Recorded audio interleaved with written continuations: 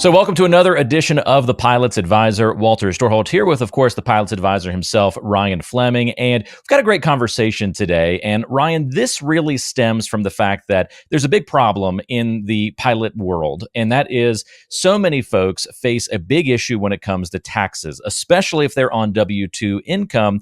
There's just not very much that they typically can do to kind of help their situation and put things in a better place. And that has led you down an interesting path where, as part of your job as a planner and helping people with their finances and getting ready for retirement, you've been trying and looking and exploring solutions to this problem for pilots. And I know we've got a special guest we're going to bring in today to talk a little bit about that, but take us down this journey and set this up for us of why this is so important for folks to pay attention to. Well, absolutely. I think my job is to constantly try to find a better way for our pilots, regardless of what that is. And we talk a lot about holistic planning, how to better invest your money, how to do it cheaper, how to, estate plan, how do we make decisions and set things up so that the government's not one of our major beneficiaries. And I would say one of the biggest problems year to year that we talk about with pilots is they make a W-2 income and they make a good income and they get hammered with taxes. And is there a way, or is there a better way so that we can do our civic duty to legally pay as little taxes as possible? I mean, I think that's the ultimate goal. And it's tough because there's not a lot of options. So, going down this path, trying to find a better way, I ended up hiring a high priced tax attorney. His name's Ed Lyon, and we went down and learned a lot of the strategies that some of the wealthy use all the time. And a lot of this is because people just don't know. Like, we don't know what we don't know. And hey, I don't have the money to go hire some high-priced tax attorney to help me, like the ultra wealthy, to figure out how to save on taxes. Well, that's what we did. And it led us down the road to meet one of our guests today, which is Rhett Grimes.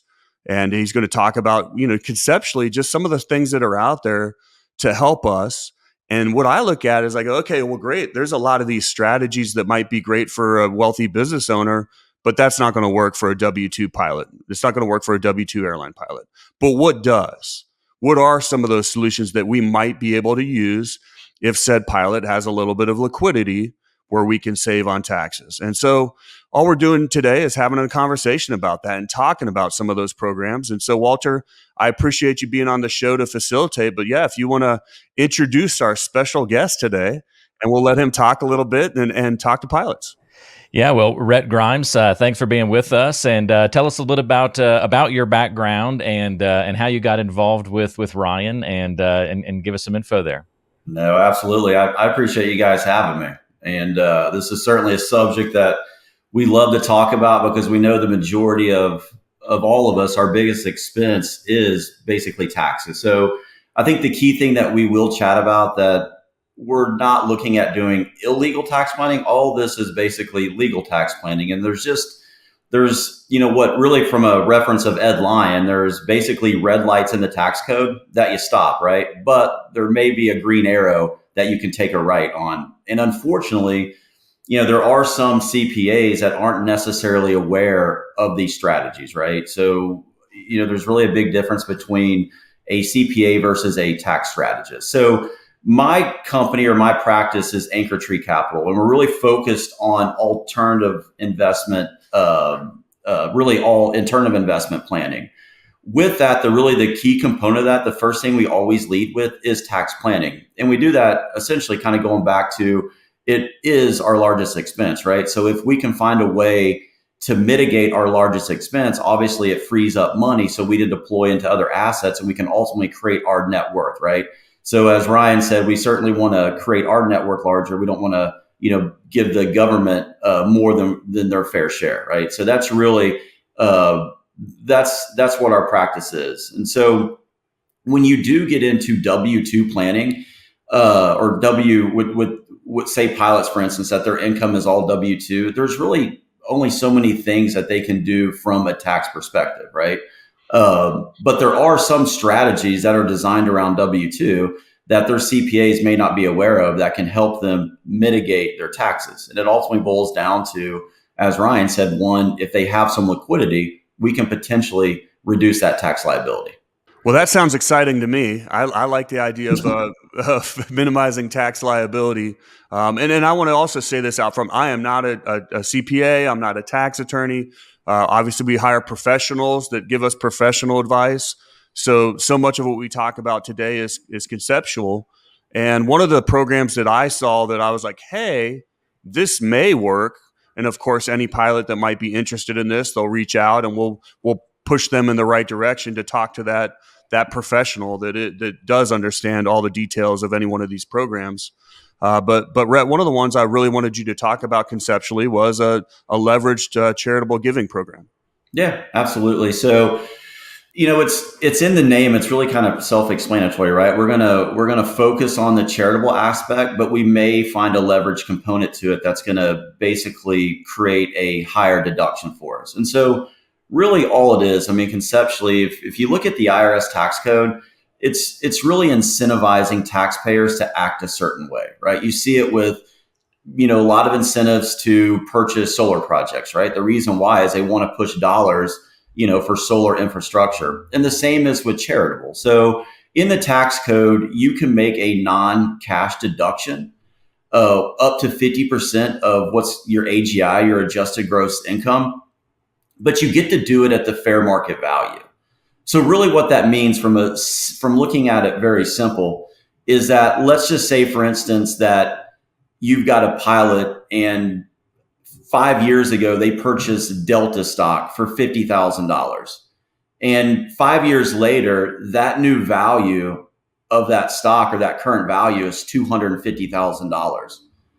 When they make that non-cash deduction, they get the market value of that asset. So now essentially they're getting a tax deduction of $250,000. So it's really a 5x multiple, right? With the charitable leverage deal, we can essentially potentially accelerate that process by participating with the sponsor. So all that's happening, and of course there's very, like Ryan said, there's a lot of tax attorneys involved making sure that it's all done in the correct way. But essentially, the sponsor of the program has an exclusive selling agreement with a particular seller. And all it says is that, hey, this particular project, we're going to be able to purchase this property at an extremely discounted price. And when that happens at the end of the year, there's going to be 3 options for the investor.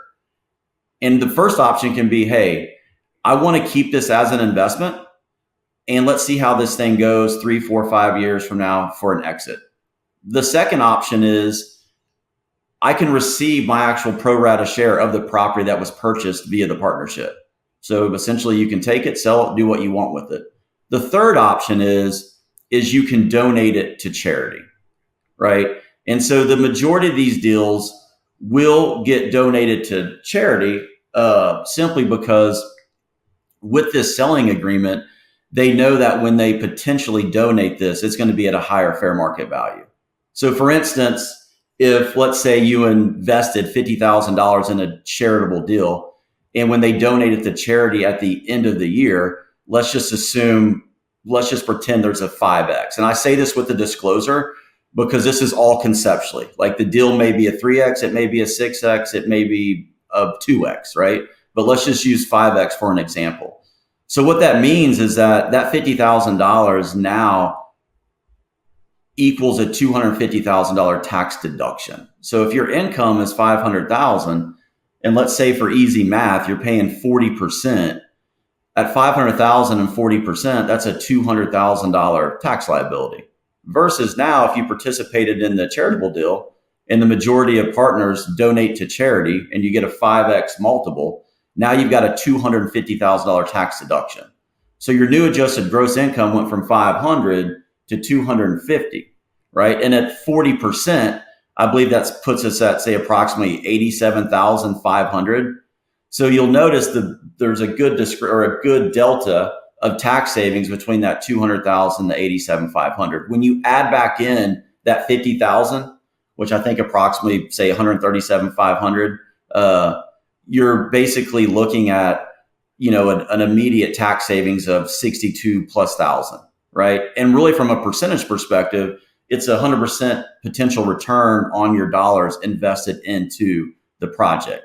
Now, with that being said, like anything, you've got to make sure you're working with the right sponsor. You've got to make sure that the deal is legitimate, because at the end of the day, there's always a risk to tax planning, right? It's either A, you pay your taxes, or B, when you go down this path of legal tax planning, there's certain things you have to be aware of. And the most important in these deals is, one, the valuation, right? So there's no secret that there's been some scrutiny around some other deals, such as conservation easements, and rightfully so, because the valuations were very subjective and they were based on highest and best use. When you work with a charitable deal and you're dealing with specific property, the valuation is always a risk, but it can be less of a risk because it's more objective, because it's based on the fair market value, which is the retail sales value. So in those selling agreements, where you got to be very clear, is to make sure that the sponsor has an exclusive selling agreement with the seller. And in that agreement, the seller cannot sell it below retail value. Well, Rhett, thank you for that information, and Ryan for setting this up today. I know a lot of pilots that are watching this video today are going to be interested in more information and potentially ready to even go ahead and meet with Rhett and start talking specifics about how they can take advantage of an opportunity like this. And so if you'd like to do that, all you have to do is, wherever you're consuming this, you're going to find a button or a link somewhere nearby. So it might be in the description, it might be on the video itself, it might be in an email or on the landing page where you're watching this video. Click that button, put in some very basic information, basically just raising your hand saying you'd like to find out more and potentially have a conversation with Ryan and Rhett about this opportunity. And we'll take it from there and make sure that gets set up and happens. So again, just look for that button or that link nearby, raise your hand, and you can find out more great information about how Ryan and Rhett can help your situation in the ways that we discussed in the video today. Guys, thanks for the help. Really appreciate the information today.